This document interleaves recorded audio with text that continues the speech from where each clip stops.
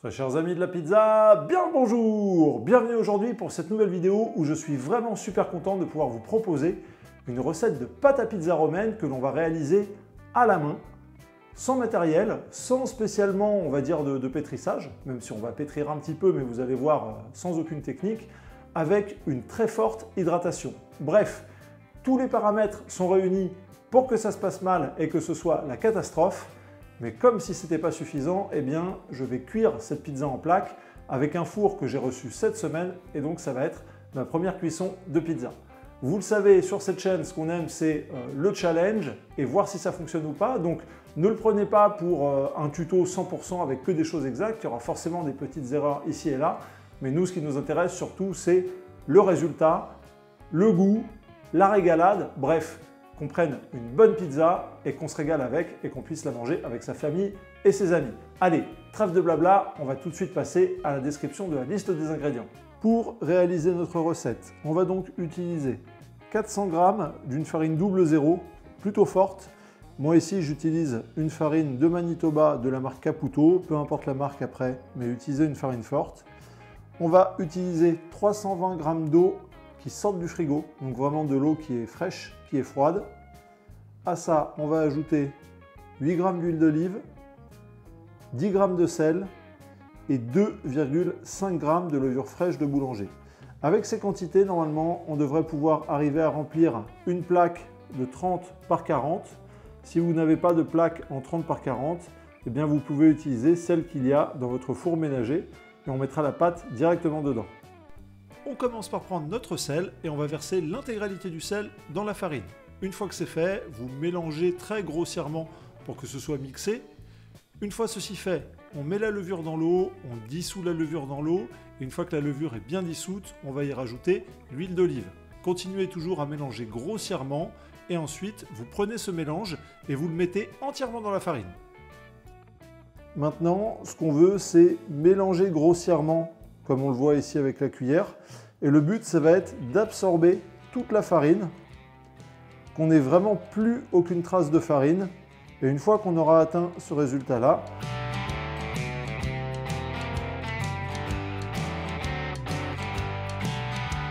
donc là, vous pouvez constater que toute la farine a été absorbée et j'ai un mélange qui n'a pas de corps. Je n'ai pas de réseau de gluten, mais c'est pas grave. Ce qu'on va faire, c'est juste, on va regrouper comme ça notre farine.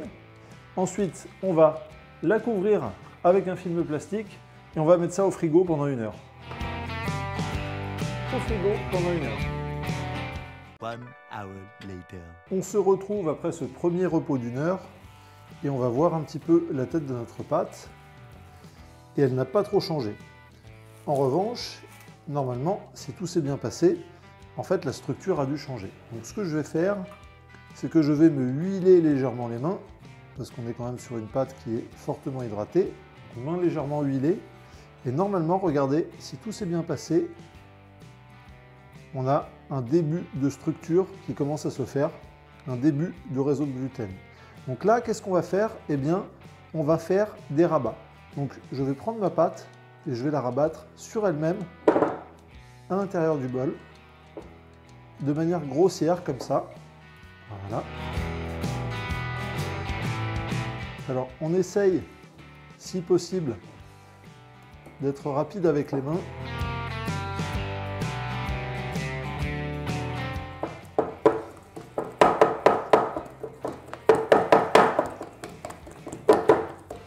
Et ensuite, je fais ce geste-là pour faire comme une sorte de pétrissage mécanique.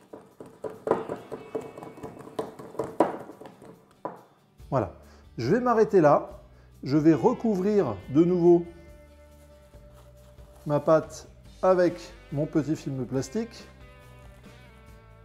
Retour au frigo pendant 3 quarts d'heure et ensuite on refera la même opération dans 3 quarts d'heure. Allez, retour au frigo. 1 hour later. Après 1 heure de frigo, rebelote, je me huile les mains. Je vais ensuite repratiquer le même geste qu'avant où je vais battre la pâte sur le côté du bol. On fait 2-3 tours de bol histoire de donner un petit peu de force à la pâte. Ensuite, on va huiler notre plan de travail et une fois que le plan de travail est huilé, on va renverser la pâte par-dessus. Là, le but du jeu maintenant, ça va être d'étendre la pâte tout du long sans la craquer. Donc on va prendre la pâte, on va l'étendre, regardez bien les points de transparence qui vous indiquent là où la pâte peut-être serait plus faible.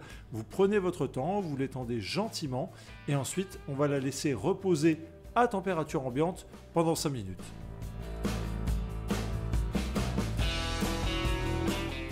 Five minutes later. De retour des 5 minutes de repos où j'en ai profité pour huiler le plat qui va venir accueillir ma pâte. Et là, on va reprendre. Donc, toujours pareil, huile d'olive sur les mains, parce qu'on est sur quelque chose qui est collant. Et ce qu'on va faire, c'est que gentiment, maintenant qu'on a les mains huilées, on va essayer de venir décrocher un petit peu les bords, comme ça. Je fais rapidement. Et maintenant que les bords sont à peu près décollés, je vais venir les rabattre.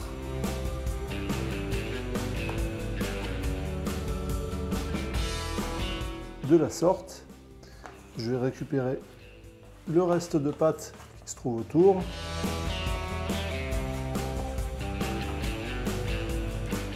Et on va faire des plis, donc on va essayer de faire une boule. Donc je prends et je vais donner de la force à la pâte.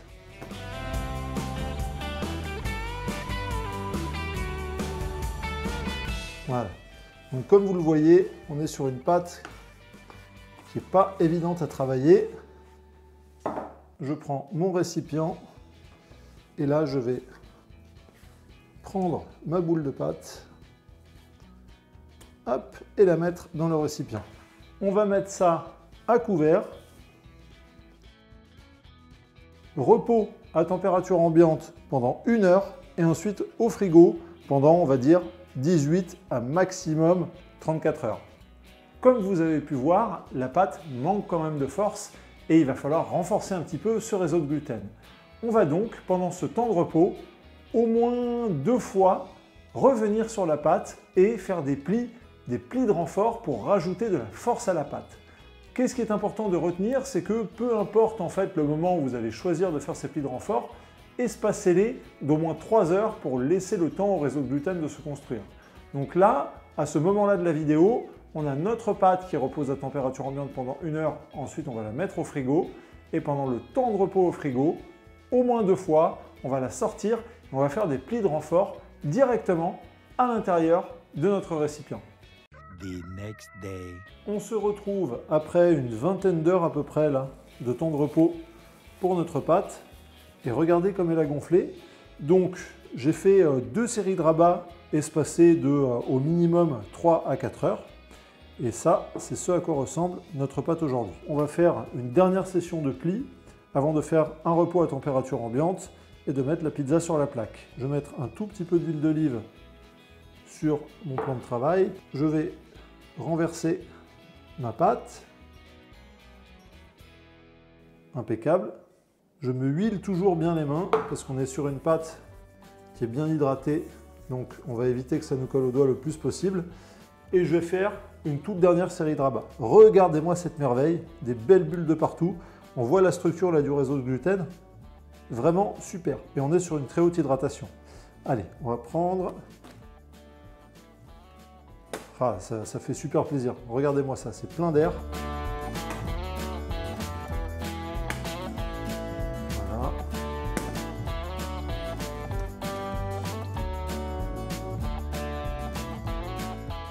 Voilà. Je ne vais pas faire plus. J'ai une belle boule de pâte qui est bien pleine d'air. C'est super, ça me va bien. Et ce que je vais faire, c'est que je vais prendre cette boule de pâte et je vais la mettre pour le dernier repos à température ambiante dans un contenant comme ça que j'ai huilé au préalable. Donc je vais prendre ma boule de pâte, je la mets hop dans le contenant qui a été huilé et ce contenant on ferme évidemment pour éviter qu'il y ait une croûte. Voilà.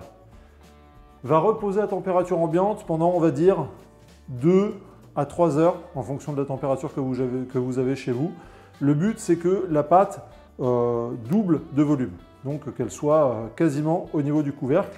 Et quand ce sera le cas, eh bien, on sera prêt et on pourra faire notre pizza sur la plaque. Allez, on est de retour après un petit peu plus de 2h30, presque 3 heures de repos, et vous voyez que la pâte a bien gonflé. Ce que je vais faire, c'est que je vais commencer par préparer ma plaque. Hop, donc je prends ma plaque et je vais la huiler gentiment.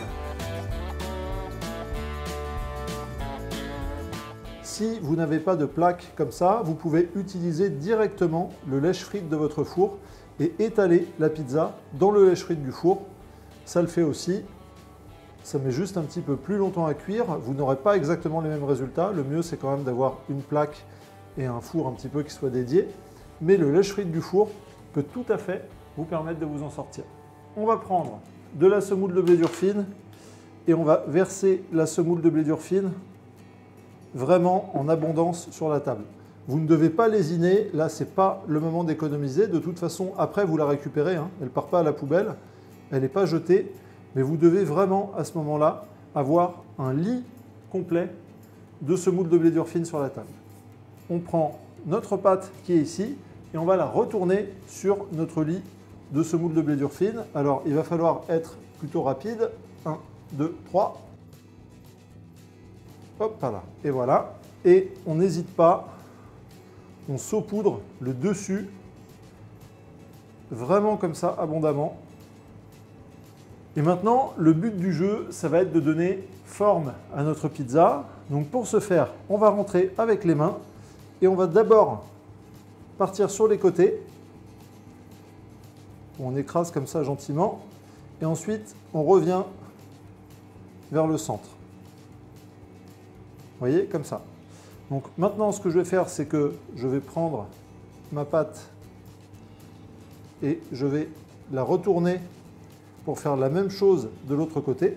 Alors comme vous voyez, il va falloir hop, y aller gentiment et on la retourne.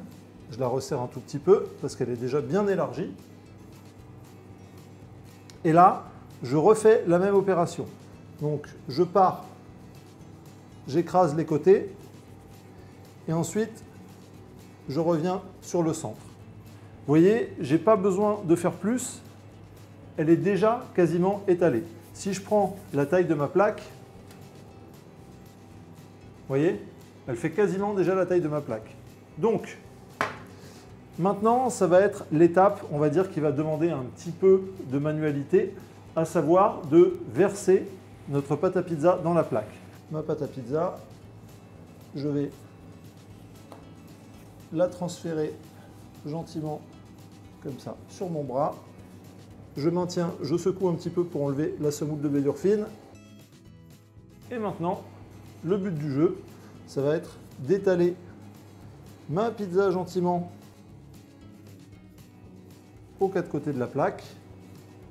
Voilà. Donc j'hésite pas à l'élargir un petit peu s'il y a besoin et à bien la rapprocher des bords. Et surtout là, ce que je vais faire, c'est, parce que je ne veux pas avoir de bords qui gonflent comme sur une pizza napolitaine, donc j'hésite pas et j'écrase les bords.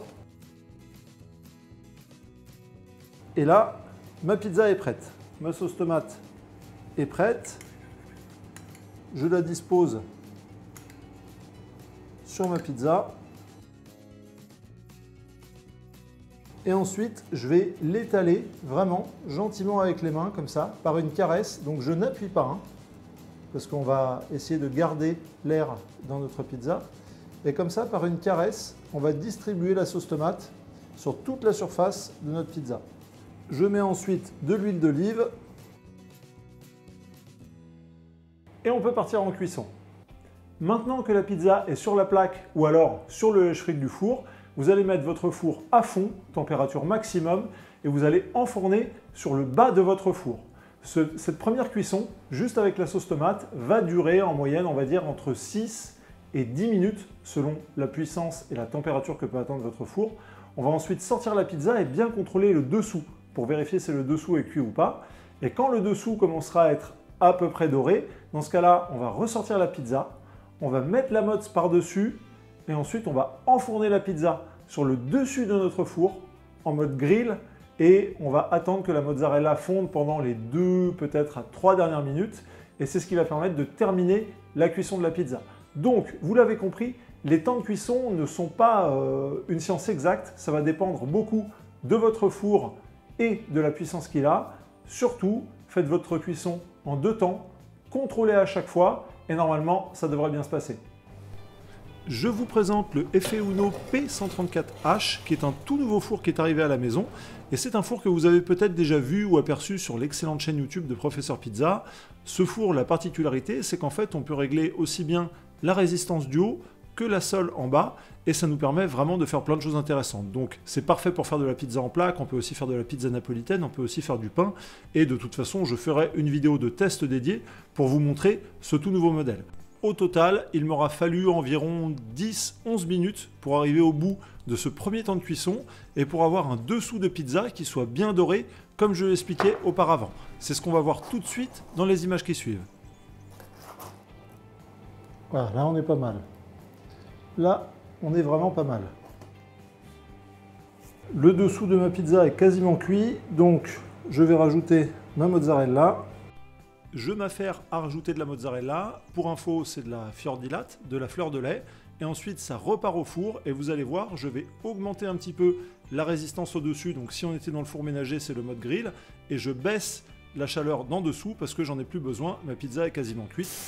Quand la mozzarella commence à faire des bulles, vous avez vraiment le signal que vous allez bientôt passer le panneau trop tard et qu'il faut la retirer. Une fois qu'on a retiré notre pizza avec notre plaque, eh bien on la démoule. Si possible, on la met sur une grille. Moi, je n'ai pas encore de grille dédiée, donc je l'ai mis sur la grille du micro-ondes et on peut regarder le résultat qui a été obtenu. Donc vraiment une belle pizza qui a bien gonflé. Regardez-moi cette mozzarella, elle est ultra appétissante. Et la cuisson du dessous qui est vraiment top, impeccable. Et voici la pizza qui a été garnie, donc un petit peu de copa, basilic, quelques petites olives, et puis là un petit peu de verdure. Hein. En fait, ce qui est bien, c'est que vous faites ce que vous voulez, et vu que la pizza est grande, si vous voulez faire un goût, 2 goûts, 3 goûts différents, vous faites vraiment ce qui vous plaît. Donc une fois que vous avez la base, après, c'est que du plaisir, c'est que du bonheur. Alors, maintenant, on va regarder un petit peu la structure qu'on a obtenue, et on va voir ce que ça donne au niveau des alvéoles. Et on va regarder ces parts ici qui sont un petit peu plus gonflées. Regardez ça. Ouais, c'est joli. Hein, c'est pas trop mal. Regardez ici. Ça sent super bon. Donc vraiment, on a une structure qui a gonflé, qui est pas trop mal.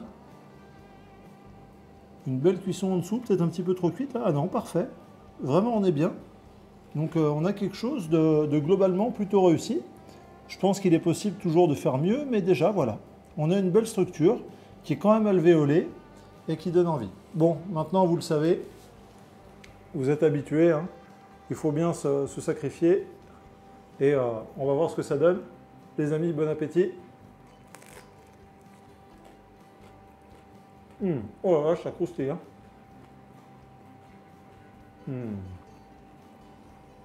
Bon, bah, que dire, mis à part que bah, c'est du bonheur en fait. Hein. Là, pour le coup, il faut vraiment que vous essayiez. Allez, moi je continue à me sacrifier. Bon appétit à tous. Et voilà les amis, on arrive quasiment à la fin de cette vidéo, mais juste avant de se quitter, je tenais à vous remercier. Pourquoi est-ce que je voulais vous dire merci? Pour une raison assez simple. Le four que vous avez vu dans cette vidéo a pu être financé grâce à vous, grâce aux gens qui m'ont acheté des formations sur la pizza napolitaine. L'argent qui a été engrangé permet de faire grandir cette chaîne. À ce propos, j'en profite pour faire un petit peu de pub. Si ça vous intéresse d'apprendre à faire de la pizza napolitaine comme un vrai pro, il y a le lien toujours qui est en description. Merci à vous. Grâce à votre confiance, vous permettez de faire grandir la chaîne, vous permettez de faire du contenu, vous me permettez de rester indépendant. Et ça, c'est vraiment une chose qui est primordiale. À propos de contenu, dites-moi dans les commentaires, c'est vraiment super important. Est-ce que ça vous intéresse qu'on continue à faire comme ça de la pizza en plaque? Est-ce que ça pourrait vous intéresser qu'on réalise du pain? Bref, dites-moi ce qui vous ferait plaisir et qu'on pourrait réaliser maintenant que j'ai un four qui est dédié et qui permet de faire ces choses-là.